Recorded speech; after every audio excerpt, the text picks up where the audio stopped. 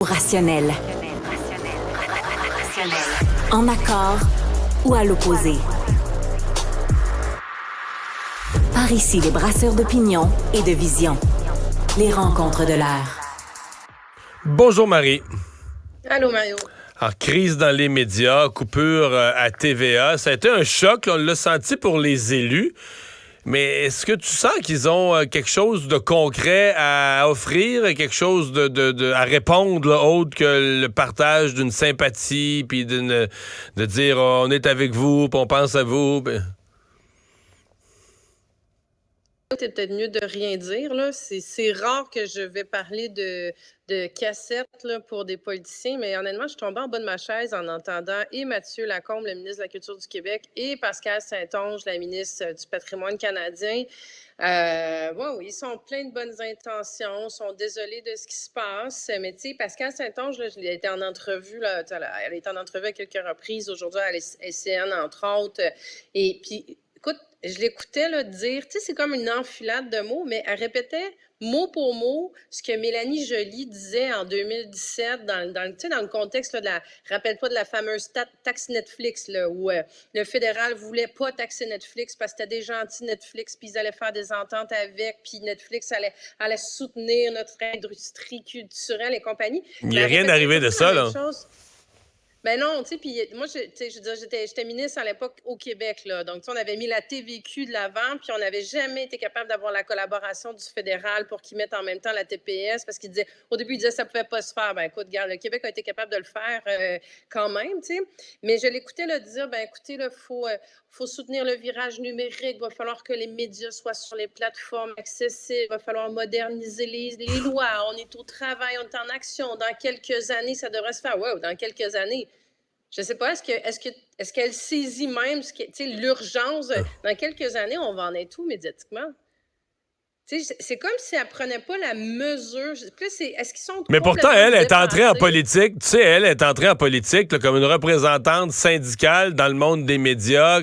Ça devrait être son cheval de bataille. Elle est entrée en politique, soi-disant, pour ça.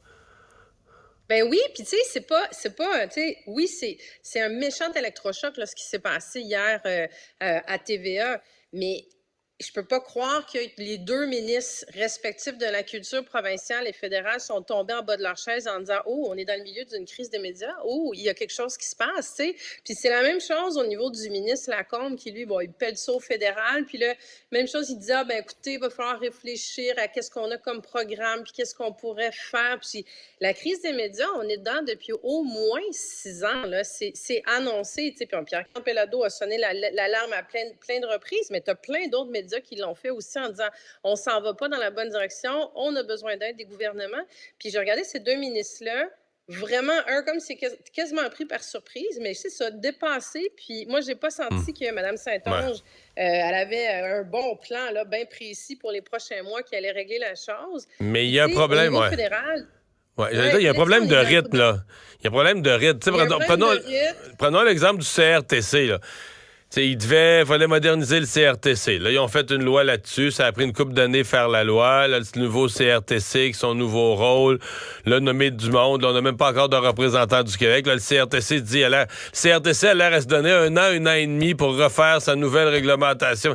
Puis là, tu dis, ouais, mais là, c'est parce que, mettons que tout ça va avoir pris à la fin 5-6 ans, puis je suis même pas sûr que ça va être bon à la fin, mais mettons que c'est bon, ça va avoir pris 5-6 ans. Comme tu viens de décrire, durant ces 5 années-là, à peu près tous les groupes de médias du Canada vont avoir fait des mises à pied par centaines et par centaines, fermer des départements, fermer des journaux, fermer des stations de radio, fermer des stations de TV régionales. Fait que tu te dis, pendant qu'eux autres sont en train de dire, là, on se réorganise pour être prêt à agir différemment, parce que pendant ce temps-là, le train continue à rouler, là. Non, c'est ça. La maison brûle, là, puis ils sont en train de faire les plans pour le centre de patio dehors. Il y a comme quelque part où le rythme n'est pas le bon.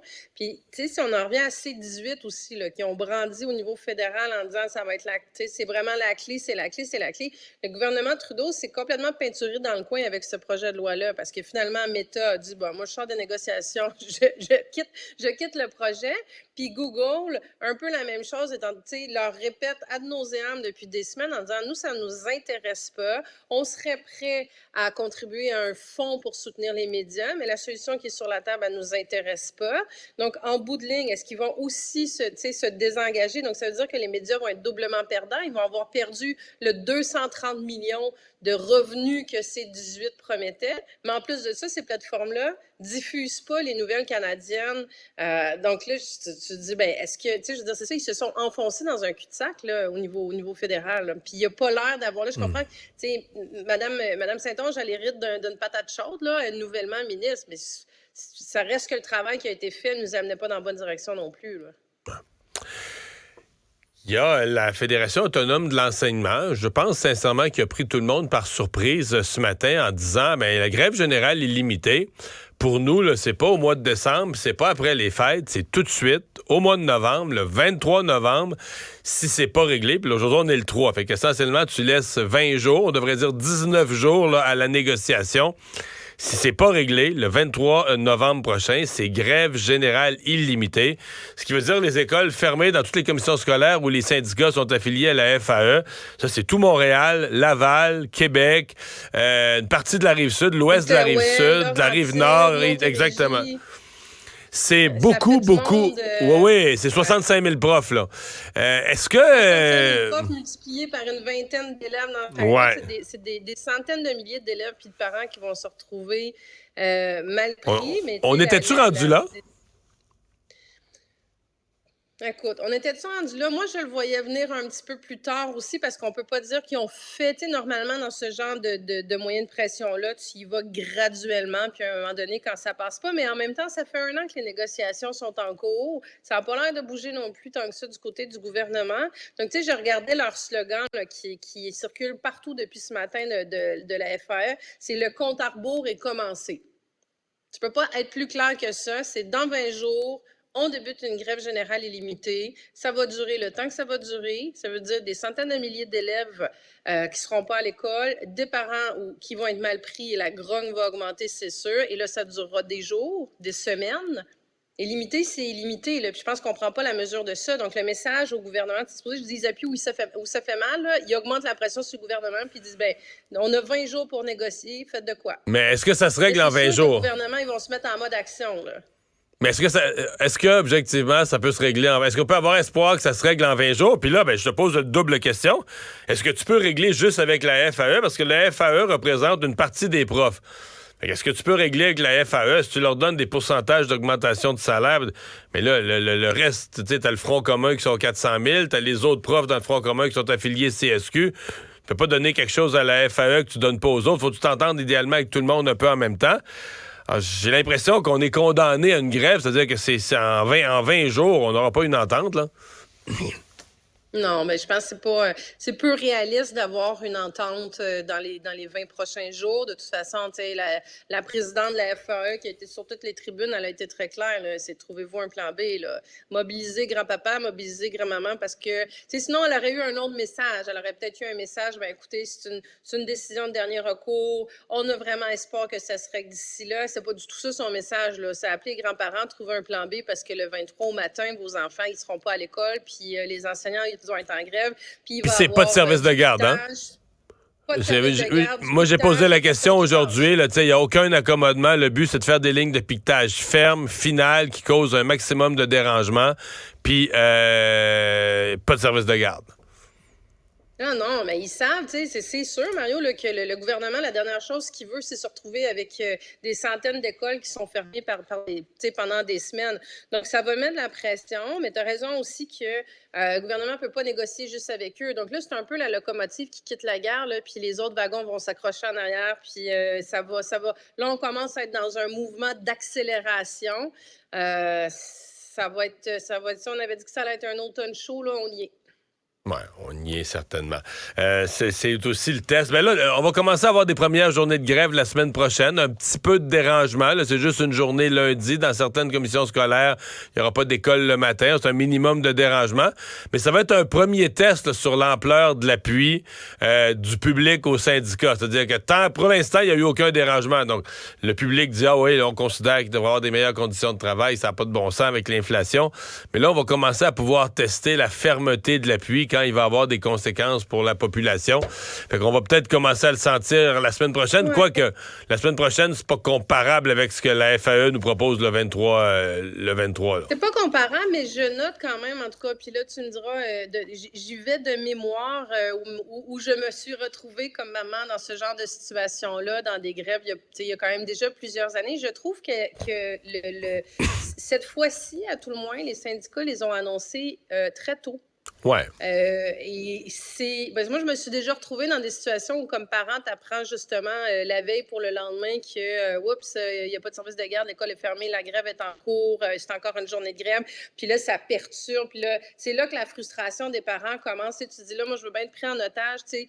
Donc, je veux bien appuyer vos revendications, mais tu ne veux pas être pris en otage non plus. Là, je trouve qu'ils ont le mérite de tenir compte de ça, d'annoncer les journées très à l'avance, de dire organisez-vous. C'est pas, je veux dire, c'est pas à vous qu'on veut nuire, mais on le fait pas de gaieté de cœur et tout. Donc, est-ce que ça va peut-être favoriser, en tout cas, le maintien de l'appui un petit peu plus longtemps? Mais ça interpelle quand même, parce qu'eux autres, la FAE représente 65 000 enseignants.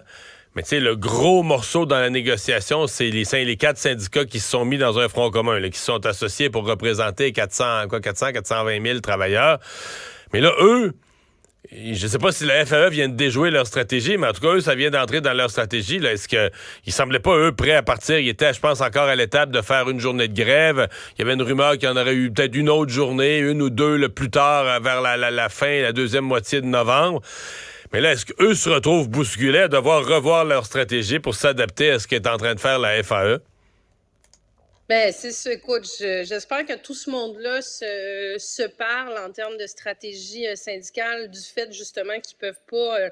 ils peuvent difficilement négocier chacun de leur côté puis arriver à des résultats chacun de leur côté, mais ça reste que le mouvement de grève qui a le plus d'incidence de perturber et de mettre de la pression, ça reste celui du milieu scolaire parce que, tu sais, par exemple, tout ce qui est soins de santé, c'est des services essentiels. Elles sont obligées d'assurer 90% des services. Donc, généralement, on va pas s'en rendre compte ou peut s'en rendre compte comme électeur ou comme citoyen. Donc, tu sais, les écoles, c'est que ça va vraiment ajouter une pression très, très importante. Donc, ça peut peut-être être pour le Front commun quelque chose de positif aussi qui va amener une accélération de l'ensemble des négociations sur toutes les tables en cours, là. Mais c'est sûr que Sonia Lebel, quand elle a appris ça ce matin, elle l'a appris ce matin, puis pas hier, là, hier en fait, a dû mettre le pied sur l'accélérateur et dire là, on se déguédine parce que déjà avec les sondages que la CAQ a eu cette semaine, ça va pas très bien. L'opinion publique n'est pas derrière le gouvernement. Si on ajoute en plus de ça des perturbations, des lignes de piquetage, des grèves générales illimitées, c'est un gouvernement qui se relèvera jamais de ça, là. Ouais.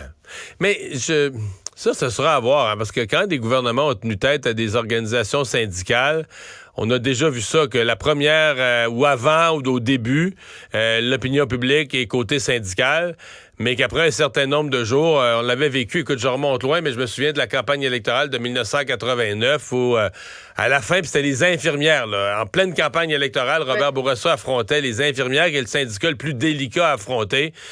Puis il y a eu un point de rupture où les gens ont dit non, là, les infirmières exagèrent, nous prennent en otage. Et ça l'a aidé la réélection de Robert Bourassa. Les sondages sont mis à monter parce que les gens ont dit non, là, à un moment donné, les gens n'aiment pas le désordre social, là, tu sais. Et donc, voilà, est-ce que la CAQ pourrait jouer cette carte-là, là, du désordre social, puis du moment où la majorité silencieuse se rallie à son gouvernement quand certains groupes abusent? Le problème, c'est que si tu as tout le secteur public contre toi, là, c'est quasiment, t'en as dans toutes les familles, là, c'est quasiment tout le monde qui est ligué contre toi. Marie, merci beaucoup. Au revoir. Bye, Mario.